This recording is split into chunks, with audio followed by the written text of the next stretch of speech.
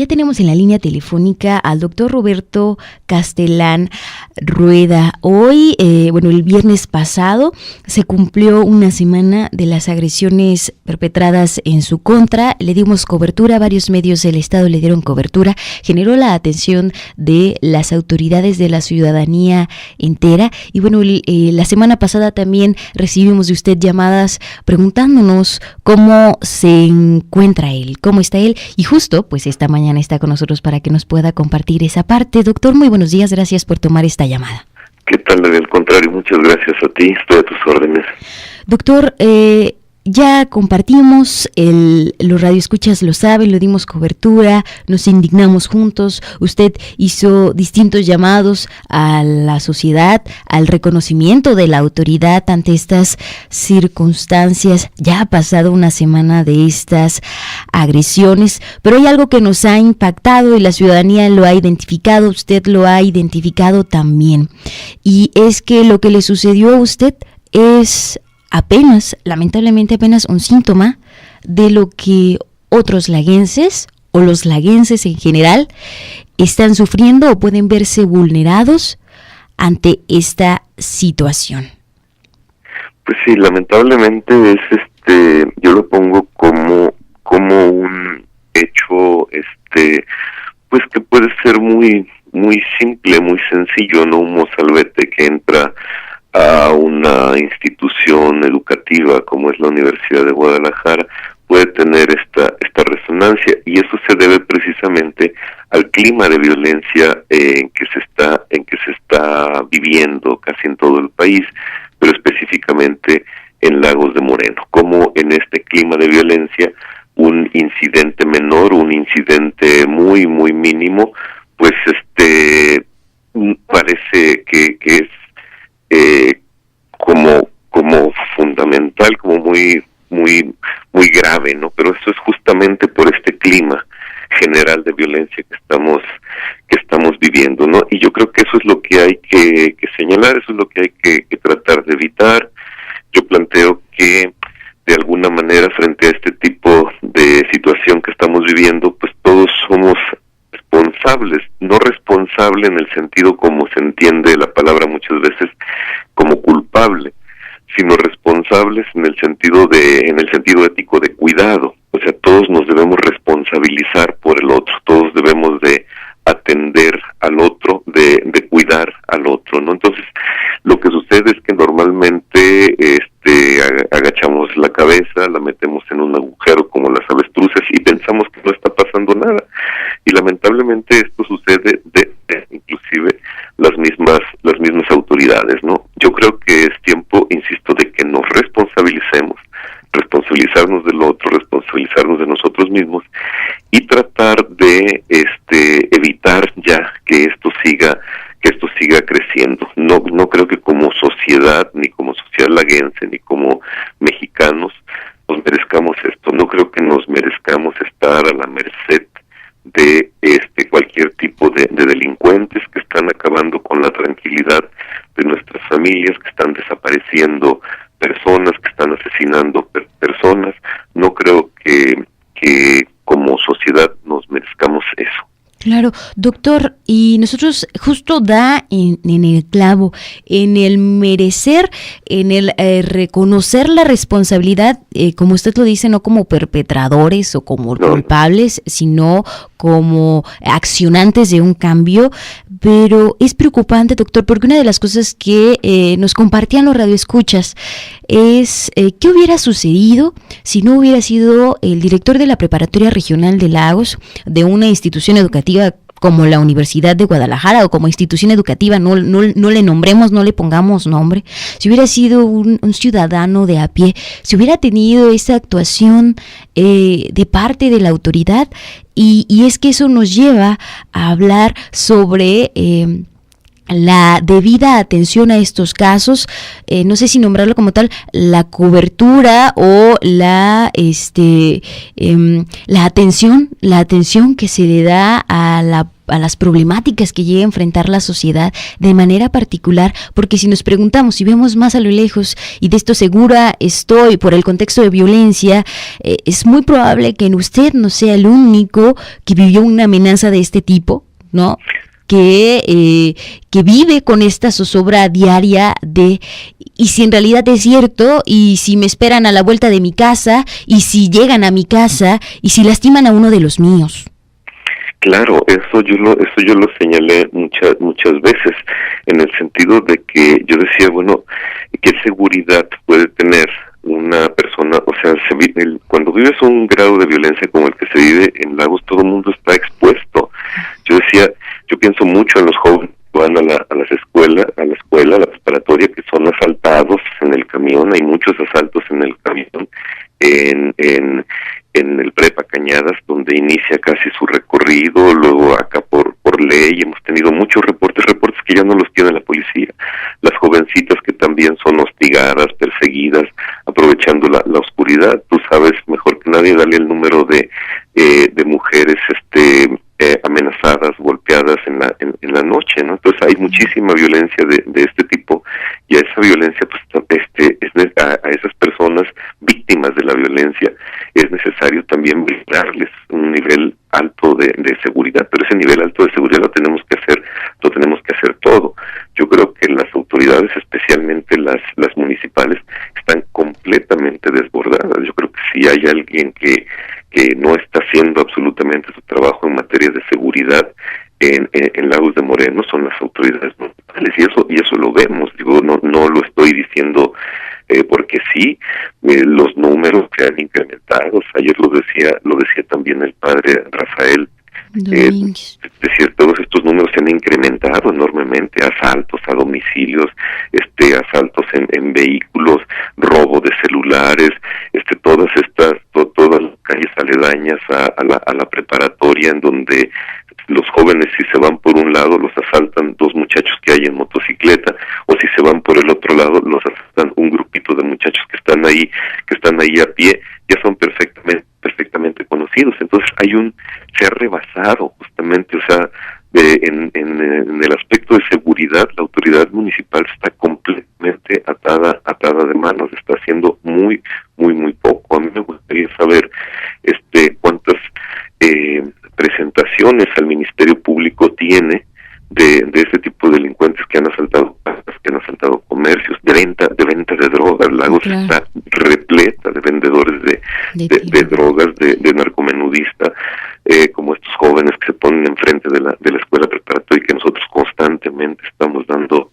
aviso a las autoridades para que los quiten de ahí, para que los saquen, ¿no? Entonces, claro, efectivamente que los ciudadanos, todos los ciudadanos, pues sí nos sentimos en completa indefensión. Sí, doctor, y sumarle a ello, porque algo que nosotros le hemos cuestionado a la autoridad es, y que incluso nos cuestionamos a nosotros mismos y como sociedad, es hasta qué punto hemos llegado, pero también qué fue lo que se dejó hacer para estar en donde estamos. Usted lo dice en una de sus columnas.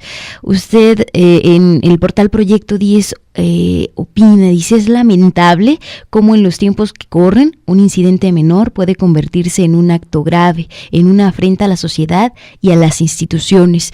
Pero también, ¿qué es lo que se ha dejado de hacer, doctor, para que estemos en este punto? ¿Quiénes son estos jóvenes o quiénes son estos perpetradores ahora de la violencia?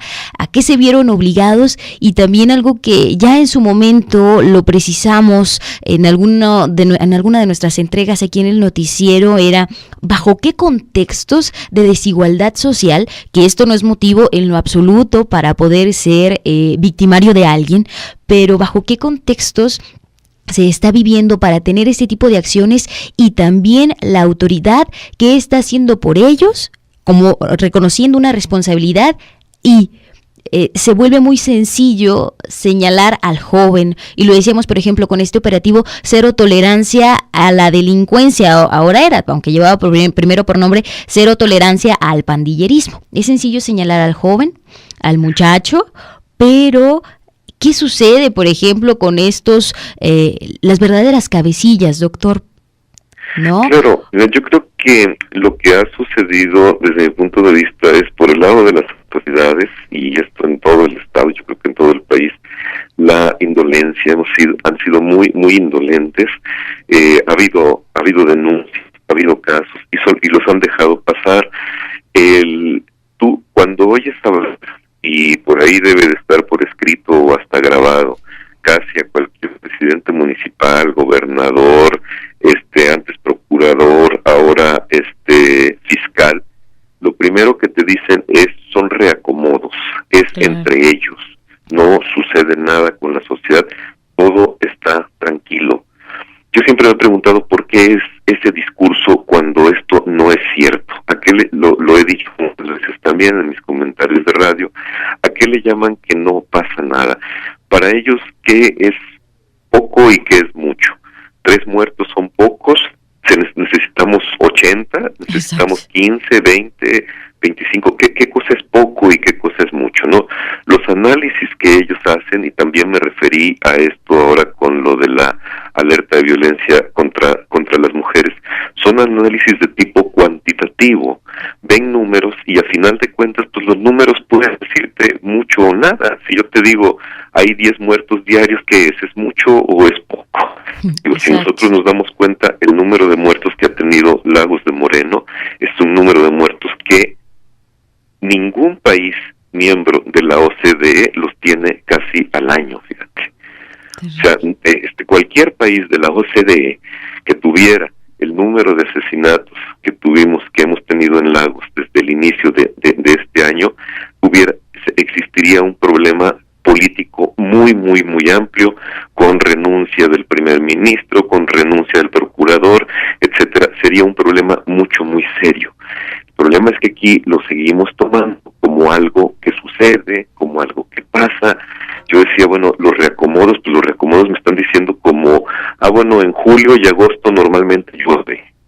Ajá. O sea, se toman cosas como algo natural, como algo, pues no sé, si es divino, por algo ante lo que no podemos hacer absolutamente nada. Entonces, ese es un problema serio, esa indolencia, es decir, es que así son las cosas y no podemos hacer absolutamente nada, o estamos haciendo lo podemos, ¿no? Y entonces, pues no mando a mis policías a perseguir delincuentes, porque pues los delincuentes son muy malos y mi policía la puede pasar muy mal, ¿no? Entonces, dejo de cumplir con mi chamba, pues total, acabo, no pasa nada. Y efectivamente, como dices, bueno, pues concentro mi chamba en detener a muchachos que salen después de las 10 de la noche y andan caminando rumbo a su casa, medios tomados, o la concentro en andar persiguiendo, no sé, pandillas, etcétera, pero no la concentro en lo que me está provocando realmente el problema que se está viviendo. Entonces, desde mi punto de vista, la indolencia y la impunidad, obviamente, son factores pues que tienen a México así, ¿no? Con estos altísimos niveles de violencia. Vuelvo a repetirlo, fíjate, estamos hablando de Lagos de Moreno contra cualquier país de la OCDE, en número de víctimas. Claro, no, hombre, y no, ya salió el nombre de mí espontáneo, pero ya mañana le presentaremos a los radioescuchas la información, pero respecto al año anterior 2015 y 2016, en apenas 2 meses, el incremento de muertes ha sido, de las muertes que han llegado hasta el Instituto Jalisciense de Ciencias Forenses, el 68% de estas, casi el 70% de estas son homicidios. De las muertes que se registran, cuando en 2015 representaban los homicidios un 20%. Y ya era muy significativo en toda la región Altos Norte. Estamos hablando de números bastante grandes. 14 a eso me refiero, ¿qué es mucho y qué es poco? Sí. Yo siempre les digo, ¿cuál es el valor de una vida humana? A ver, ¿cuántas mujeres queremos asesinadas para decir que es feminicidio, para declarar la alerta de violencia contra las mujeres? 3, 10, 5, 25, 12, o sea, los números a final de cuentas son números. Lo que nosotros estamos buscando en una sociedad es calidad de vida, es que la gente viva bien, es que la gente viva sin dolor. Estaba leyendo hace unos días a un filósofo que habla como precisamente que lo que tiene que hacer una sociedad es que sus habitantes, sus ciudadanos vivan sin dolor, eliminar el dolor. Nosotros en México nos estamos acostumbrando al dolor. Ya cuando hablamos de un muerto ya se nos hace poco. O sea, ya decimos, no, pues pues por un muerto te exaltas y todo. No, o sea, no tendría que haber nada de esto. O sea, no tendría que haber este tipo de violencia, porque también es muy absurdo decir que la naturaleza violenta del mexicano, no es una cuestión ni natural, ni divina, ni es una fatalidad de nada. Somos nosotros que hasta ahora hemos sido muy incapaces, nosotros como ciudadanos, de cuidarnos unos a los otros, de cuidarnos en el sentido de amabilidad, en el sentido de voy a usar la palabra, de amor al prójimo, por un lado, y por el otro lado, una completa indolencia de las autoridades que sencillamente no hacen su trabajo. Doctor, pues nosotros nos hemos pasado un poquito de tiempo, vale la pena para comprenderlo todo desde su voz, como una víctima más de esta violencia, y le agradecemos muchísimo. Nosotros seguimos desde estos micrófonos, desde esta mesa, desde este equipo, pues respaldándoles desde la distancia, pero también desde la cercanía. Cuenten con nosotros y nosotros nos sumamos pues a esta indignación y a este requerimiento de paz, que no se vuelva una paz aparente, sino una paz completa, que no sea el reacomodo y que llegue a su punto final y todo quede tranquilamente, entre comillas, ¿verdad? Todo tranquilo, que se recupere eso que se nos arrebató hace varios años, no hace un par de meses, sino hace muchos años, y nos sumamos con ustedes, les mandamos un abrazo. Sí, por aquí andamos haciendo trabajos universitarios, precisamente hay un taller de transparencia, mañana es el informe del rector y espero pues ya estar por allá pronto. Doctor, mil gracias. Aquí Al lo contrario, esperamos. un gran abrazo. Y bueno, pues ahí está el doctor Roberto Castelán Rueda.